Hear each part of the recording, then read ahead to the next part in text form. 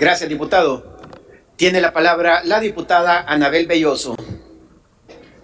Gracias, presidente. Muy buenos días, colegas diputados y diputadas, y especialmente a la población salvadoreña.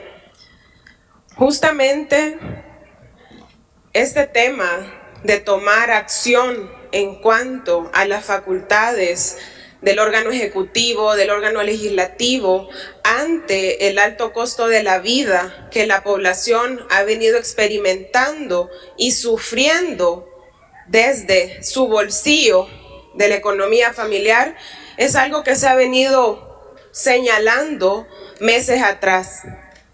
No es cierto que sea acción oportuna. Incluso desde el mes de julio del año pasado, justamente nosotras incorporamos una iniciativa alrededor de la exoneración del cobro de uno de los impuestos en el combustible y específicamente el IVA. Por lo tanto, y hago esta aclaración porque en el discurso se ha dicho que se está actuando de manera oportuna.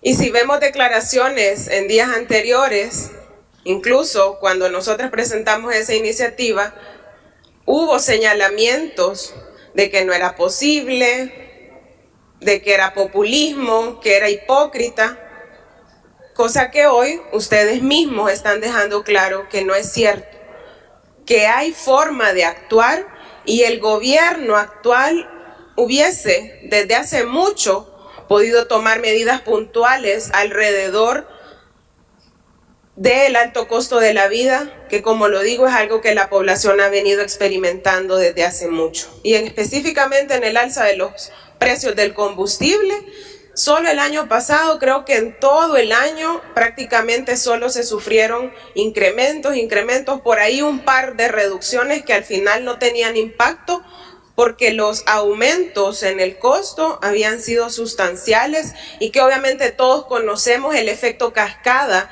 que esto tiene en los precios de otros bienes y servicios.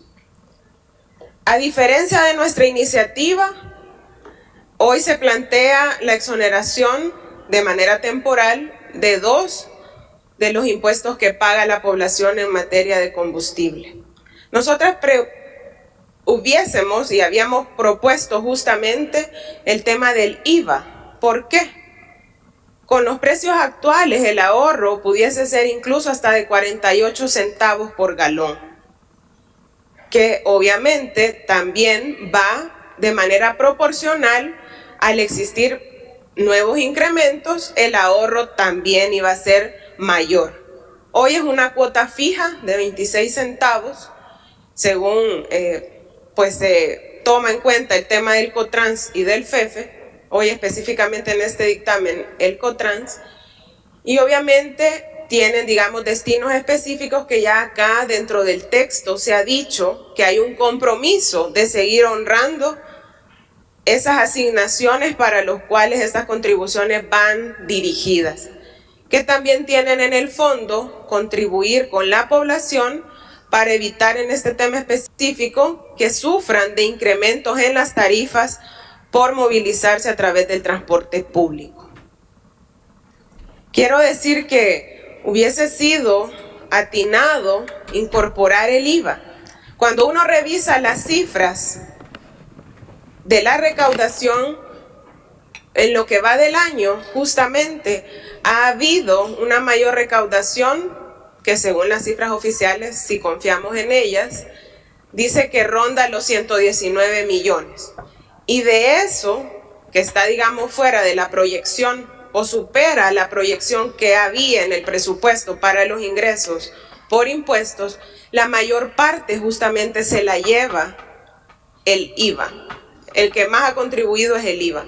¿Por qué? Porque es uno de los impuestos más regresivos que paga toda la población y que está ligado de manera natural, directamente, con los precios y el alza de estos.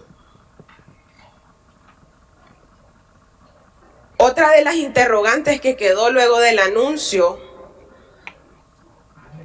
en la cadena nacional de estas iniciativas era las fuentes de financiamiento alternas al dejar de recibir estos recursos que ya tienen un destino específico. Y por eso también de manera responsable se presenta, y este día nosotros también hemos incorporado una iniciativa proponiendo ese plan de ahorro para el alivio de la crisis económica. Porque nos dijeron en la cadena que hay que ajustarse el cincho, pero el Estado, desde sus instituciones, ¿cuál es ese compromiso que asume? Si hasta la fecha no hemos visto en ningún momento un compromiso real por el ordenamiento de las finanzas públicas, por la priorización del gasto. Por eso es importante también, y hay que hacer la aclaración, de las 11 medidas anunciadas, 2 son las que realmente pueden tener un impacto real en la población. Las otras incluso podrían venir a generar distorsiones en el mercado, en la producción nacional, las referentes que más adelante se va a ver, pero quiero aclarar eso porque el resto son medidas administrativas que ya son obligación de las instituciones del Estado. Ese despliegue de inspectores a nivel del territorio es algo que debería hacerse de manera permanente. Si el reclamo de la población por los cobros abusivos, por el alza de los precios, no es de ahora, no es de la semana pasada. Eso ha venido siendo señalado desde hace mucho tiempo atrás. Y no se había visto, al menos desde la comunicación, así como la maneja el gobierno, esa maquinaria comunicacional que montan, ese despliegue que se vio el día viernes. Todavía ayer un poquito, pero que no dudo que en lo que va a pasar los días, en lo que pasen los días, eso va a volver a la normalidad y las instituciones a las que por ley les corresponde estar permanentemente haciendo esas auditorías, esas inspecciones, no lo van a hacer o al menos quizás no les dan la cobertura que en estos días les han dado y por eso no hay realmente un impacto directo en beneficio de la gente. Creo que no es necesario mentir en torno a un tema tan sensible porque justamente la afectación en la población es grande. Y por lo tanto el compromiso a la par de lo que se ha anunciado debería de ser el ahorro desde la institucionalidad pública en todos los órganos de Estado. El ahorro en gasto corriente, para que no vayan a decir después de que estamos diciendo de que no se invierta, no es eso, es el gasto corriente, aquellos fondos que van destinados a fines que no son de beneficio para la población en programas y proyectos, como el caso de los viajes, viáticos, el uso de vehículos, de combustible y otros muchos más que hemos incorporado en esas disposiciones que le estamos presentando a esta Asamblea Legislativa para su aprobación. Pero además de eso, no puedo dejar de señalar con mucha preocupación que a estas alturas se siga vulnerando a aquellos grupos poblacionales que estaban cubiertos con diferentes programas sociales que también representan un alivio en momentos de crisis económica, en momentos donde la economía familiar se ve afectada, como los que están suspendidos por meses y no se sabe realmente qué está pasando, aun cuando dentro de los presupuestos han tenido asignación de dinero. Y hablo, por ejemplo, de manera específica de la pensión básica universal. 37.500 personas adultas mayores, grupos vulnerables, que con ese programa tenían una especie de ingreso alterno. Es que en todo caso el gobierno de turno, el gobierno actual, lo que tenía que hacer era ampliarla, mejorarla, no eliminar y suspender el beneficio.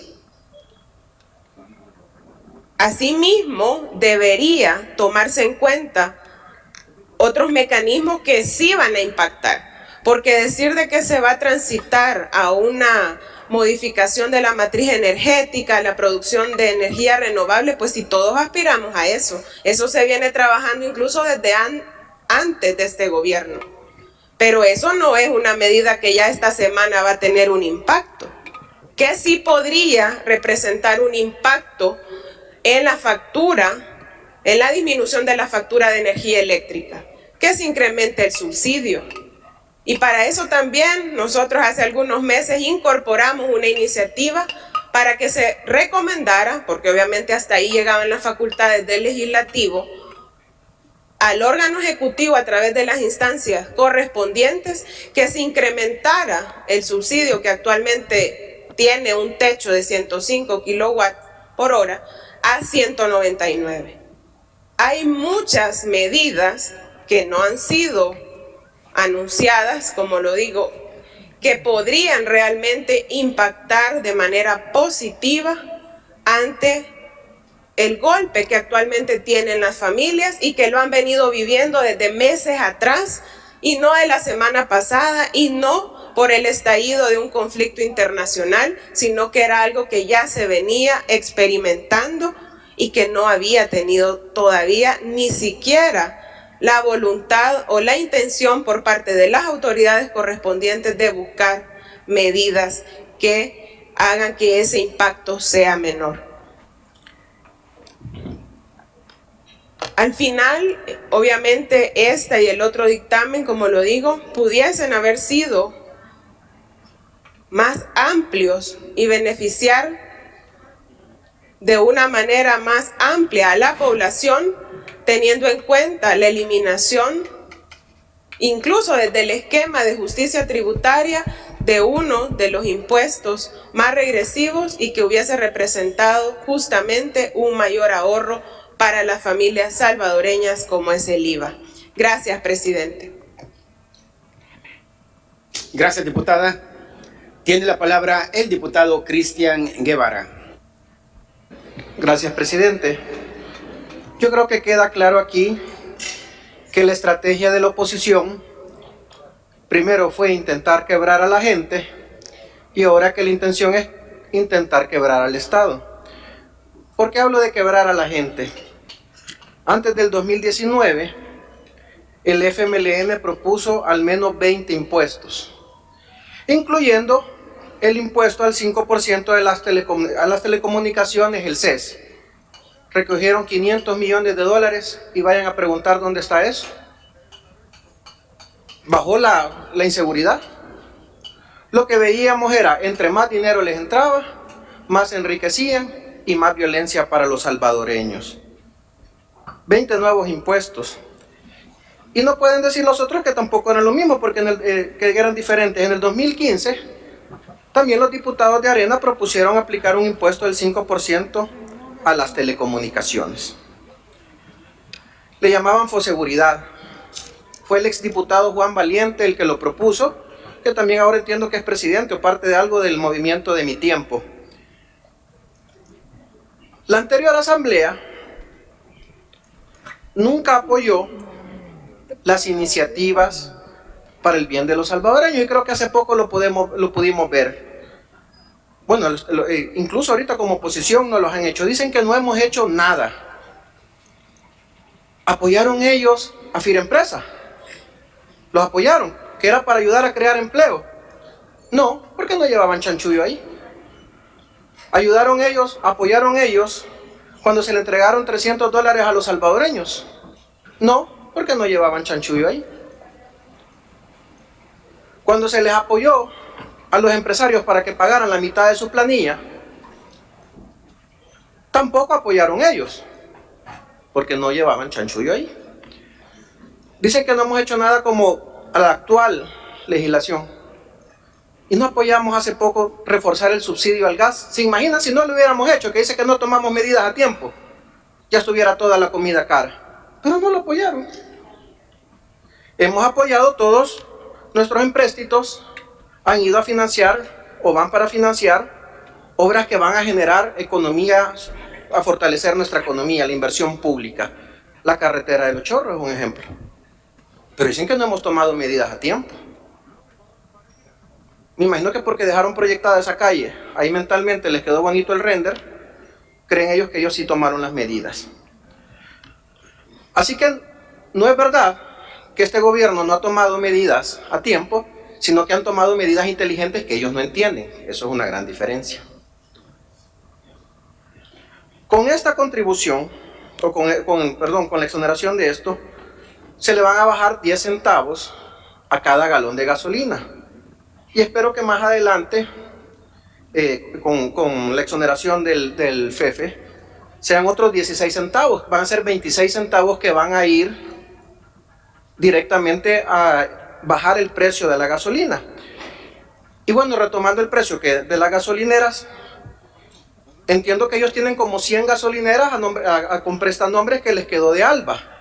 Que le bajen los 48 centavos a ellos si tanto quieren ayudar, ¿verdad?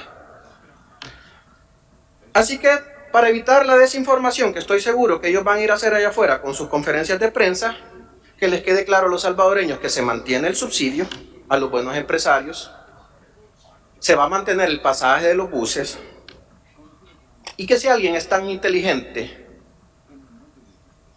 de tratar de pasarse la ley, después que no salgan con el hashtag todos somos catalinos. Porque aquí nadie está encima de la ley y son los salvadoreños nuestra prioridad. Muchas gracias, presidente.